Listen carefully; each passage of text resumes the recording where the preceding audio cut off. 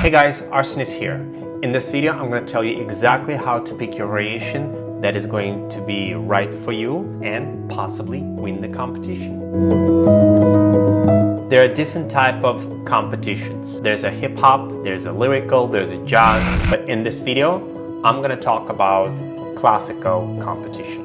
Well, for the people who doesn't know what variation is, it's an excerpt from full-length ballets that is picked pieces of the dance from those ballets. It's not a nutcracker only. There's about thousands of ballets. Some of them exist and some of them already even forgot. So think of variations as a monologue from a play or a movie. There are many different variations to pick from, and it's sometimes very overwhelming. And you go to YouTube and you start screening and searching and looking which variation would be right for me. To perform those variations perfectly, you must have at least 5 years professional experience in classical ballet from the age starting 10, 11. Why? Because those variations are very difficult for not just to perform, but for your body and for your health reasons. So your muscles need to be really ready to execute some of the steps that you want to do from those classical ballets. So it goes back to where you have to have a good training. And the question you want to ask yourself, why do you want to do a competition? Because everyone does it. Most of the time, kids do competition because they want to get on stage and perform and to have fun. Then it doesn't matter what variation you pick. Watch my video that is do ballet for being professional or for fun.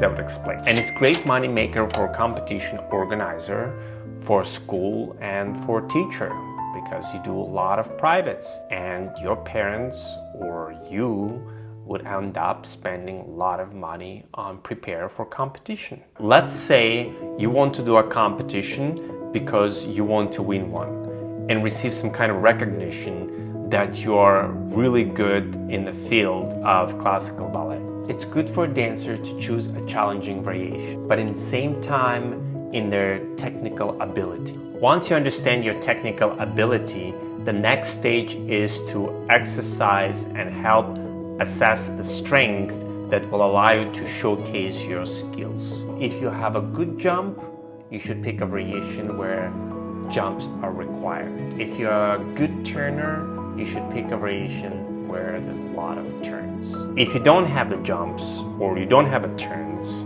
then your skills are not there really to do a competition. It's really going to be difficult for you to pick right variation for you.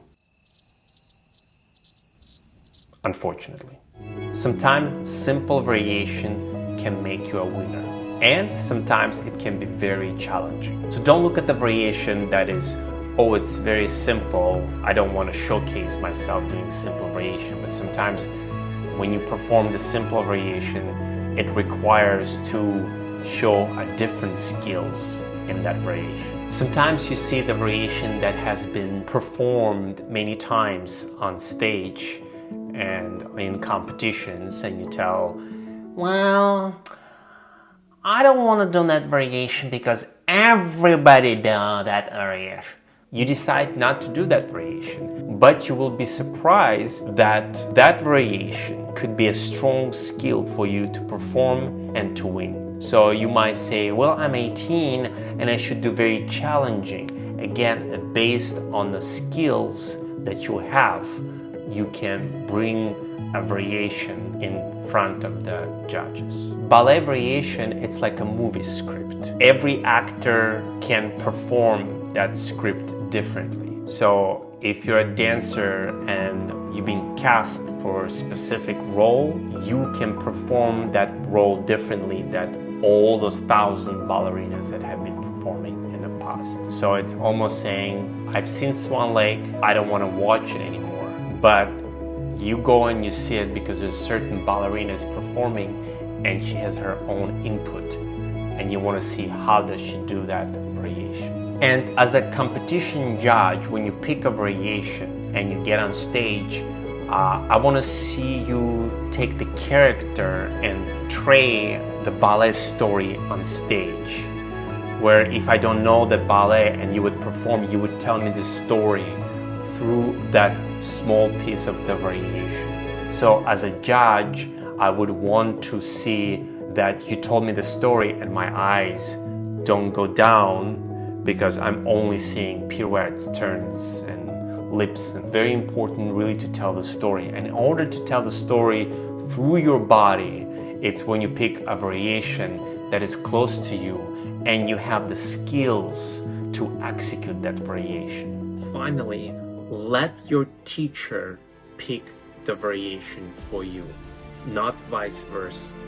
Because teacher knows your weaknesses and your skills, and they can really pick the variation that would be right. You might not like or disagree with them, but try to understand why they picked that variation for you.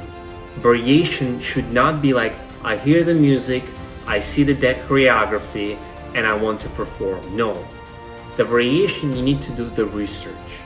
You need to see which ballet is, who is a choreographer, what type of choreography they've done before, who is the composer, history and story about the ballet, to read about that ballet, and then understand how you have to perform that ballet. Because sometimes when you put your soul and your story into the choreography, you start able to execute the jump or turn differently. Almost teacher doesn't have to explain to you why the head needs to be this way, not this way, because you feel that way. And when you feel it, that's what is actually makes variation great, for you to feel the dance. And that's your variation. I hope this advice was helpful for you guys and you can pick your variation and you can be a brilliant, beautiful on stage and win those competitions. I wish you all the best of luck. Feel free to hit the comments below. I'll be happy to respond to them either with a video or I will write back to you. And don't forget to subscribe. It will really help us to create more great content and advices for our dancers. Like button, subscribe, and bell button. And share with your friends. Thanks. Bye.